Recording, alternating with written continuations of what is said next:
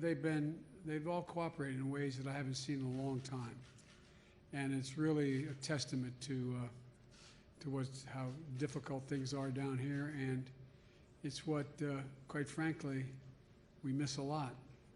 You know, we've all been working in tandem from the moment we got the news of the collapse of the building. And I think my colleagues will tell you we cut through the bureaucracy. The one order I gave the federal folks was no bureaucracy, just cut through it, get to whatever they need. That's why we decided to cover, for example, 100% of the search and rescue cost for the first 30 days. Not done often, but necessary here, in my view. And FEMA is going to provide temporary housing and other urgent needs for the survivors. The State Department is expediting visas for family members from other countries, and there are from Latin America, South America, Europe, Israel. And I want to give a special shout out to the first responders. International Association of Firefighters, one of the best organizations in the country. And I particularly want to thank the president. Ed came down from Boston, and he's here with the entire group. You know, these folks are always showing up, no matter what. They're risking their lives. You know, there's that old expression, I know the press that travels with me is tired of hearing me saying, but I'm not tired of saying it. And that is that old expression, God made man, then he made a few firefighters. They're remarkable, remarkable people. They're always risking their lives to save lives, as well as the police and other first responders. I got to meet with a whole bunch of them. And we're able to deploy nearly 500 personnel, including 5 other search and rescue teams on the ground today here because of our FEMA director ordered it. I want to compliment FEMA, and I might add, all those folks are risking their lives to save lives, but also holding out hope that those will be found. Hope springs eternal. When I talked to those first responders, I pointed out that they're under a great deal of stress, and we should take advantage, they should take advantage of the mental health facilities that are going to be available, because, you know, we talk about our military suffering from post-traumatic stress. Well, seeing what they're seeing, doing what they're doing, understanding how much trauma is involved, I just don't want them thinking that they should walk away from help if it's needed. You know, they stand together, and it's really impressive. And there's also the need, in addition to state and local assistance, to determine the cause of this collapse and the adjacent buildings, how safe they are. There are 2 outstanding concerns. First, the remaining buildings may collapse. The remainder of the building may collapse. We need to determine if it's safe for first responders to return to the site to continue their rescue mission. That's being done right now, and that's why I asked the National Institute of Standards and Technology, NHTSA, to investigate to see if it's safe to go back and what caused the building to collapse in the first place. Because we're committed not only to recover, but to restore the safety across the board. But the other reason I came down was to meet with the families. The whole nation is mourning with these families. They see it every day on television. They're going through hell. And those who survived the collapse, as well as those who are missing loved ones. I realize I'm a little late because I spent a lot of time with the families, a whole lot of time. And I apologize for taking so long to get here, because I thought it was important to speak to every single person who wanted to speak to me. So after what you all covered when I opened up the meeting, I spent the remainder of the time, and such incredible people. I sat with one woman who had just lost her husband and her little baby boy. Didn't know what to do. I sat with another family that lost almost an entire family, cousins, brothers, sisters. And to watch them, and they're praying and pleading that, God, let there be a miracle. Let there be something happen for me that's good. Because I have, like many of you do, some idea what it's like to suffer that kind of loss. So many of them are suffering. You know, they had basic heart-wrenching questions. Will I be able to recover the body of my son or daughter, my husband, my cousin, my mom and dad? How can I have closure without being able to bury them? If I don't get the body, what do I do? Jill and I wanted them to know that we're with them and the country's with them. Our message today is that we're here for you as one nation, as one nation. And that's the message we communicated. We'll be in touch with a lot of these families continuing through this process. But there is much more to be done. We're ready to do it.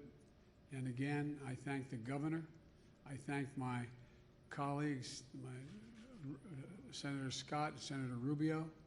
I thank Debbie Wasserman Schultz for their total, complete cooperation.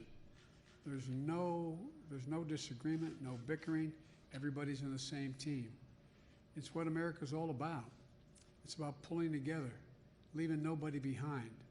And that's what made me feel, the one thing that made me feel good about this is the cohesion that exists. There's no Democrat or Republican out there. They're just people wanting to do the right thing for their fellow Americans. So may God bless the victims and their families, and may God protect our first responders. And I'll take a couple questions right now. Mr. President, what were you told today about the likelihood, you said hope springs eternal, but that somebody will be able to be pulled out alive from this, and what were you able to convey to the families about that possibility? Well, look,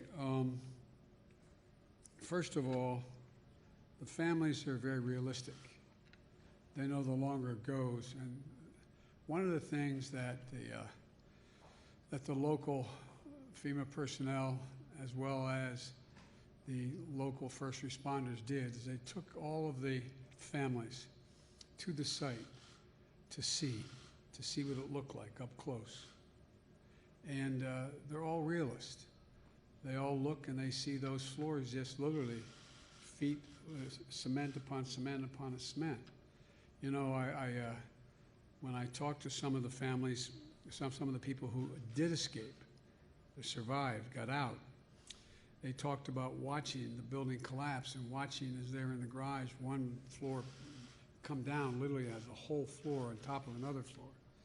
They know that the chances are, as each day goes by, diminish slightly. But at a minimum, they want to recover the bodies. They want to recover the bodies. There's a lot of very religious people who are in there. Members of the rabbis in the Jewish community were talking about the need to make sure that they recover the body and be able to bury them, give them, and anyway. So I think they're very realistic, Mike, but I don't think that in any way suggests that it's too we should stop. I think that we should move on, continue to try to recover the bodies. In the meantime, that's why NISTA and others are determining whether or not it's safe to send the first responders back. When they'd ask me about this, I'd point out that the last thing they would want and we would want is in the process of trying to recover, and the possibility, there's still a possibility someone could be alive, someone could still be breathing, someone could be there, that the last thing you want to have happen is have that building collapse and kill 10, 20, 30, 50 firefighters or wound them or first responders. So, but Mike, they're realistic. It just brought back so many memories. It's bad enough. It's bad enough to lose somebody. But the hard part, the really hard part, is to not know whether they're surviving or not. Just not have any idea. When the accident took my wife and my family, the hardest part was, were my boys going to get out? Are they going to make it? And not knowing. When you're flying home from Washington, you get the news, you just don't know. So but I was amazed. As you know, unfortunately, I've done a lot of these circumstances where I've met with families who have had great loss. And what amazed me at this group of people was their resilience. their absolute commitment, their willingness to do whatever it took to find an answer. I walked away impressed by their strength. And Nancy Bloomberg, do you have a question? Yeah. I was told. Oh, thank you. Yeah, what did you learn, if anything, about the collapse of the building? Is there anything more you learned from investigators or the FEMA administrator? No, it's underway. I don't, and the director of FEMA is with me here. We don't have any firm proof of what's happened. There's all kinds of rational speculation about whether or not the rebars were rusted, whether or not the cement, whether it's limestone or not, whether or not. But a lot of the families who survived talked about how upset they were that in the last years that they've been here, how there was one condominium complex built across the street and a road was purchased, and while they were living there, they would hear the drilling and they'd feel their building moving and shaking. There are all kinds of discussions about whether or not they thought that water level rising, what impact it had. And interesting to me, I didn't raise it, but how many of the survivors and how many of the families talked about the impact of global warming, how much it, and they didn't know exactly, but they talked about sea levels rising and about how there were, and the combination of that and the concern about incoming storms, incoming tropical storms. And so, but I don't think there is at this point any definitive judgment as to why it collapsed and what can be done to prevent it from happening and what other buildings may have to be inspected to determine if they have the same problems. I'm supposed to head out and catch up with the governor, so I want to thank you all for taking the time. President, can we ask you about two matters away from where we are now? First is, while you've been speaking, a top associate of the former president has been in a New York court pleading not guilty to various financial charges. Do you have a reaction to that? And secondarily, if I can, does the Supreme Court's ruling today on an important voting rights decision add to the sense of urgency you feel about pursuing voting rights legislation at this time? I know nothing about the first circumstance because I've been gone. I don't have any idea, so I'm not going to comment on that. And even if I did, I wouldn't comment on an ongoing case if it's an ongoing case. With regard to the second point, I think I did get a summary on the way down on the plane of the Supreme Court decision. It is mildly positive in the sense that there's a remedy available based on the particular voting decision. I think that it is critical that we make a distinction between voter suppression and suspension. The ability of a state legislative body to come along and vote, their legislature vote to change who is declared the winner, I find to be somewhat astounding. But the Supreme Court did not rule that way today, to the best of my knowledge. And but I'll have much more to say about that because I plan on speaking extensively on voting rights and as well as going on the road on this issue. So thank you all very much. Wait.